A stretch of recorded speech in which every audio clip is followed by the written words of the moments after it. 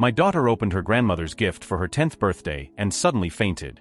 The summer sun filtered through the flowery curtains of Emily's bedroom, illuminating her angelic face as she slept. Today was the day she had been waiting for so long, her 10th birthday. The little blue-eyed blonde had been dreaming about this moment for months, counting the days on her calendar decorated with unicorns. "Emily, honey. Wake up, it's your big day." The soft voice of Sarah, his mother, echoed through the hallway. Emily opened her eyes, an instant smile lighting up her face. She jumped out of bed, her heart pounding with the excitement of a decade of life. "Mom. It's finally here." Emily screamed, running to hug Sarah. Sarah wrapped her daughter in her arms, tears of joy shining in her eyes. "Happy birthday, my love. I can't believe it's been 10 years. The smell of freshly made pancakes filled the house. In the kitchen, Emily's father John was struggling to create the perfect stack, decorated with strawberries and whipped cream. "Look who's here. The most beautiful birthday girl in Springville," John exclaimed, spinning Emily around in the air. Emily laughed, feeling like the happiest girl in the world. "Dad, you made pancakes." The morning passed in a whirlwind of laughter and preparations. Emily helped blow up balloons, while her parents transformed the living room into a pink and lilac paradise. In the afternoon, guests began to arrive. School friends, neighbors, all bringing gifts and smiles. Emily looked radiant in her new dress, greeting everyone with warm hugs. Then, the doorbell rang once again. "Emily, honey, can you answer? It must be Grandma Helen." Sarah called from the kitchen. Emily's heart skipped a beat. Grandma Helen. Her favorite grandmother, who she hadn't seen in months due to a mysterious trip. Emily ran to the door, opening it with a big smile. "Grandfather." Helen was there, her eyes tired but shining with love. "My little Emily. Happy birthday, my treasure." The two hugged for a long time, Emily smelling her grandmother's familiar lavender scent. "I have something very special for you," Helen whispered, handing Emily a box wrapped in gold paper. Emily looked at the box, her heart racing. Something about that gift felt different, important. With her hands shaking slightly, she began to unwrap the package. The golden paper fell to the floor, revealing a carved wooden box. "Go ahead, open it," Helen encouraged, her voice strangely tense. Emily lifted the lid of the box. Inside was an ancient locket, shining under the light. When her fingers touched the cold metal, a wave of dizziness hit her. "Mom. Dad." Emily murmured, her voice weak. The world started to spin. The voices around him became distant. The last thing Emily saw was her grandmother's horrified face before everything went dark. "Emily." Sarah's desperate scream echoed through the house as Emily's body fell to the floor, the locket still clutched in her hand. Emily's 10th birthday, a day that should have been one of pure joy, turned into the beginning of a nightmare that no one could have predicted. This narrative establishes the initial scenario, introducing the main characters and culminating in the dramatic moment of Emily's fainting. The story is told with a focus on emotions and sensations, allowing the viewer to deeply connect with the characters and feel the intensity of the crucial moment. The silence that followed the thud of Emily's body on the floor was deafening. For an instant, time seemed to freeze. Then, like a crashing wave, chaos exploded. "Emily! Oh my God, Emily!" Sarah screamed, running to her fallen daughter. His hands shook as he touched the girl's pale face. "John, call an ambulance." John, frozen for a second, came back to reality at his wife's scream. He rushed to the phone, his fingers dialing 911 with desperate urgency. Helen, the grandmother, stood still, her face a mask of horror and guilt. "No, it can't be, not now," she murmured almost inaudibly. The party guests crowded in, frightened whispers filling the air. The joy of moments ago had turned into palpable fear. At the hospital, hours later, Emily lay unconscious in a cold, sterile bed. Machines beeped around him, monitoring every beat of his fragile heart. Sarah held her daughter's hand, silent tears streaming down her face. John entered the room, his face etched with worry. "The doctors want to talk to us," he said softly. In the hallway, Dr. Martinez was waiting for them, his expression serious. "M.E.A. and Mrs. Thompson." Emily's scan showed something unusual. Sarah felt her heart sink. "What's wrong with our daughter, doctor?" The doctor hesitated, choosing his words carefully. "Emily shows signs of a rare genetic condition. Something we would normally only see in someone much older." John frowned. "How is that possible? She was always so healthy." "That's where things get complicated, Dr. Martinez continued. "This condition, it is linked to a specific family lineage. We need to know more about your family's medical history." A shiver ran down Sarah's spine. She remembered the locket, the look in Helen's eyes. "John," she whispered, "I think we need to talk to your mother." At that moment, Helen appeared at the end of the hallway, her face a mix of fear and determination. "I need to tell you something," she said, her voice shaking. "Something I should have said a long time ago." John turned to his mother, a mixture of confusion and anger rising in his chest. "Mom, what do you know about this?" Helen took a deep breath, the words weighing on her tongue like lead. "The locket is not just a family jewel. It carries a curse, one that has haunted the women of our bloodline for generations." Sarah gasped in disbelief. "A curse? Helen, that's crazy."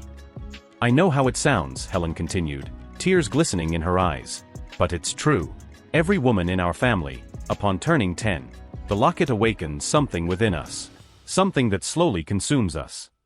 John shook his head, struggling to process. "Why didn't you ever tell us this? Why give Emily the locket?" Helen sobbed. I hoped that maybe this time it would be different. That Emily might be spared. I couldn't bear the thought of condemning her to that fate." Dr. Martinez, hearing everything, intervened. "Gentlemen, I don't know about curses, but if there is a family history of genetic diseases, we need to act quickly." Sarah, feeling the weight of the world on her shoulders, looked out Emily's bedroom window. Her daughter, so small and fragile in the hospital bed, seemed a million miles away. "What can we do?"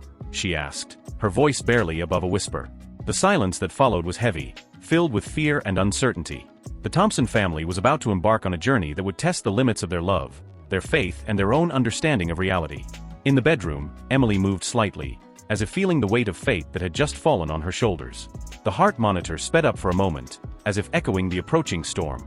The air in the hospital hallway grew thick with Helen's revelation.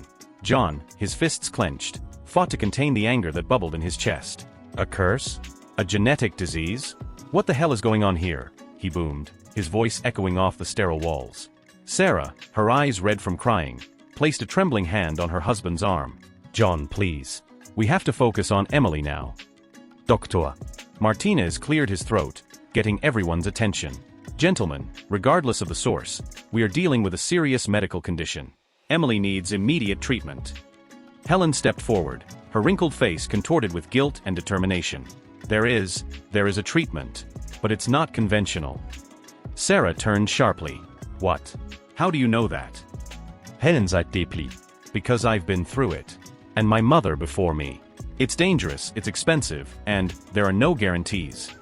John grabbed Helen's shoulders, his eyes burning with despair. "Mom, please tell us everything. Now." Helen nodded slowly. "There is an expert. A doctor in Romania who has studied our condition. He has developed an experimental treatment." Dr. Martinez frowned. "An unapproved treatment? That's extremely risky. More risk than letting my daughter die." Sarah screamed, fresh tears streaming down her face. At this moment, a piercing scream came from Emily's room. Everyone turned, horrified, to see the girl writhing on the bed, her eyes open but empty. "Emily!" Sarah ran into the room, John close behind. Emily screamed, her hands grabbing the air as if fighting an invisible enemy. "Fire! It's burning! Make it stop!" If you like stories like this, subscribe to the channel. There will always be new videos, and you won't want to miss any of the excitement. Doctors and nurses burst into the room, pushing the parents aside. Sarah sobbed uncontrollably in John's arms, who watched helplessly. "Your temperature is rising rapidly," a nurse shouted. 107, 108, 109 degrees. Dr. Martinez took action. "We need ice now. Prepare an ice bath." As the medical team struggled to stabilize Emily, Helen approached John and Sarah.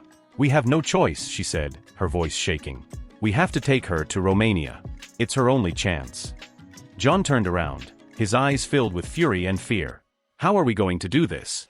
We don't have money for an experimental treatment abroad." Sarah, still looking at Emily, spoke in an oddly calm voice. "We'll sell the house, the car, everything.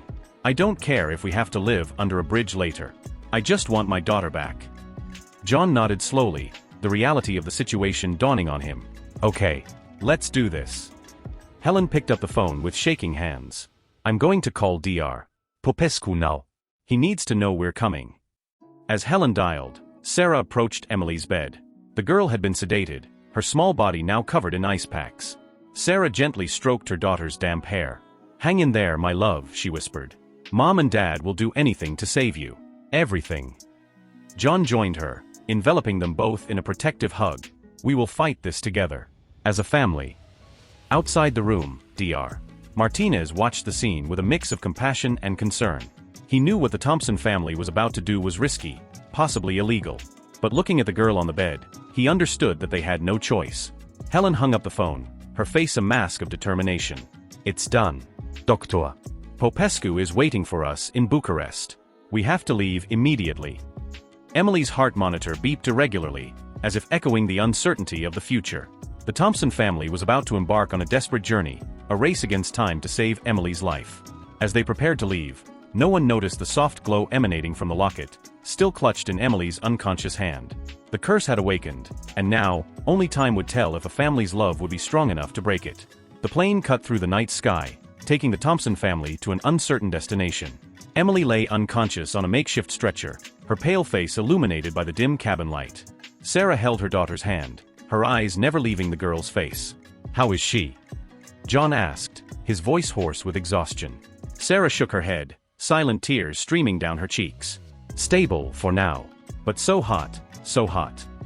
Helen, sitting across the hall, watched the scene with guilt-filled eyes. "We're almost there," she murmured. "Just a few more hours." The silence that followed was interrupted by a soft moan from Emily. His eyes slowly opened, unfocused and confused. "Mommy," she whispered, her voice barely audible. "I'm here, sweetie," Sarah replied, leaning in closer. "Mommy is here." Emily blinked, trying to focus. Where are we?" John approached, stroking his daughter's hair. "We're on a plane, princess. We're taking you to see a special doctor who will help you." Emily frowned, a pained expression crossing her face. "It hurts, Daddy. Everything hurts." Sarah choked back a sob, exchanging a desperate look with John. "I know, my love. It's going to be okay. I promise." At that moment, turbulence shook the plane. The locket, which was in Helen's pocket, fell to the floor, sliding to rest at Emily's feet. The girl looked at the object, her eyes suddenly widening. "No!" she screamed, her body writhing on the stretcher. "Get it out of here. It's burning." John quickly took the locket, feeling a strange heat emanating from it. He stuffed it back into Helen's pocket, but the damage was already done. Emily began to convulse, her small body shaking violently. Alarms from portable monitors began to sound, echoing throughout the cabin. "We need help." Sarah screamed, trying to hold Emily back. "Is there a doctor on board?" A flight attendant ran up to them, her face pale with shock. "I'll check it right away." The minutes that followed were a blur of panic and action. A doctor who was traveling as a passenger came to her aid, working frantically to stabilize Emily. "She's going into shock," the doctor said, his voice tense.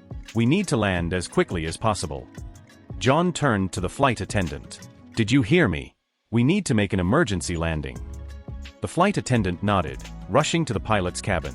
Moments later, the captain's voice sounded over the speakers.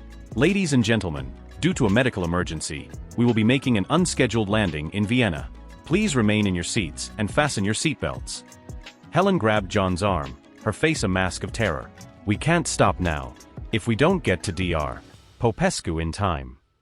John interrupted her, his voice shaking with anger and fear. "What if she doesn't survive the trip, Mom? What do we do then?" The plane began its descent, the cabin filled with palpable tension. Sarah held Emily against her chest, murmuring words of comfort between sobs. "Please, my love," she begged. "Hang in there. Don't leave us. Please." As the plane approached the runway, Emily opened her eyes once again. His gaze met Sarah's, and for a moment, there seemed to be a flash of understanding. "Mommy," she whispered. "I saw. Meeting. Something important." Before Sarah could respond, the plane's wheels touched the ground with a thud, and Emily closed her eyes again, slipping into unconsciousness. The plane taxied to a stop, and immediately the doors opened. Austrian paramedics stormed the aircraft, quickly moving toward the Thompson family. As Emily was transferred to an ambulance stretcher, John held Sarah by the shoulders, their eyes meeting in a moment of silent understanding. They had reached a crucial crossroads. Stay in Vienna for immediate treatment, or risk everything and continue the journey to Romania. Emily's fate hung in the balance, and the decision they would make in the next few moments could change everything. Vienna's cold air was razor-sharp as paramedics rushed Emily's stretcher across the airport tarmac. John and Sarah ran alongside, their hands intertwined with their daughters, refusing to let go. "Where are they taking her?" John shouted in broken English to one of the paramedics. "Allgemeines Krankenhaus," replied the man. "The best hospital in town." Sarah looked at John, panic evident in her eyes. "John, we can't stop here." "Dr. Popescu." Before John could respond, Helen reached them, panting. "We have to keep going. The curse, the treatment, only works if we get there in time." The paramedic gave the family a confused look. "Gentlemen, the girl needs immediate care. Her condition is critical." At that moment, Emily opened her eyes, her hazy gaze focusing on Sarah. "Mommy," she whispered, "the locket, it showed me something. We have to go." Sarah gasped, leaning closer. "What did you see, dear?" But Emily had already closed her eyes again, her body shaking violently. John looked at his wife, then at his mother, the weight of the decision crushing him. "Sarah, what if?" "No." Sarah shouted, surprising everyone. "We're not stopping now." Emily said, "We have to go. I trust her. I trust what she saw." Helen nodded vigorously. "The locket. He must have shown it to her. It's part of the curse, but it could also be the key to breaking it." John hesitated for a moment, then turned to the paramedic. "We need to continue our journey. Now." The paramedic shook his head in disbelief. "This is crazy. The girl might not survive another trip." "She won't survive if we stay," John snapped, his voice filled with a fierce determination that surprised even himself. With a quick exchange of glances, the Thompson family made their decision. Ignoring the protests of the paramedics and airport staff, they picked up Emily and ran back to the plane. "We need to take off immediately." John shouted to the pilot, who was watching them with his mouth open. The captain hesitated. "Sir, this is against all protocols." Sarah stepped forward, her eyes shining with a mix of desperation and determination. "Please," she begged, "my daughter will die if we don't get to Romania. I take full responsibility." Something about Sarah's intensity must have touched the captain, because after a moment's hesitation, he nodded. "All aboard. Now." As the plane took off again, leaving Vienna behind, Emily began to mumble in her fitful sleep. "The circle, break the circle." She repeated, her voice barely audible. Helen leaned over, her eyes wide. "The circle is part of the prophecy. How come I didn't notice it before?" John turned sharply. "What prophecy? Mom, what else haven't you told us?" Before Helen could respond, a piercing scream cut through the air. Emily sat upright, her eyes open but glassy. "It's coming," she shouted. "Darkness is coming." The plane shook violently, as if responding to Emily's scream. The lights flickered, and for a terrifying moment, it looked like they would fall from the sky. Sarah grabbed Emily, holding her tight. "We're almost there, my love. Hang in there." John looked out the window, seeing the lights of Bucharest approaching quickly. "We're here," he whispered. "But did we arrive in time?" As the plane began its final descent, the locket in Helen's pocket began to glow brightly, its heat increasing by the second. The Thompson family was about to face the defining moment of their journey, with the fate of Emily, and perhaps the entire family line, hanging in the balance. The air inside the cabin was charged with tension and expectation. They had gambled everything on this desperate journey. Now all that was left was to wait and see if their faith and love would be enough to break a centuries-old curse and save the life of a 10-year-old girl. The plane touched down in Bucharest with a thud that reverberated through the bones of everyone on board. Before the plane had even come to a complete stop, John was already on his feet, Emily in his arms. Come on," he shouted, running down the hall.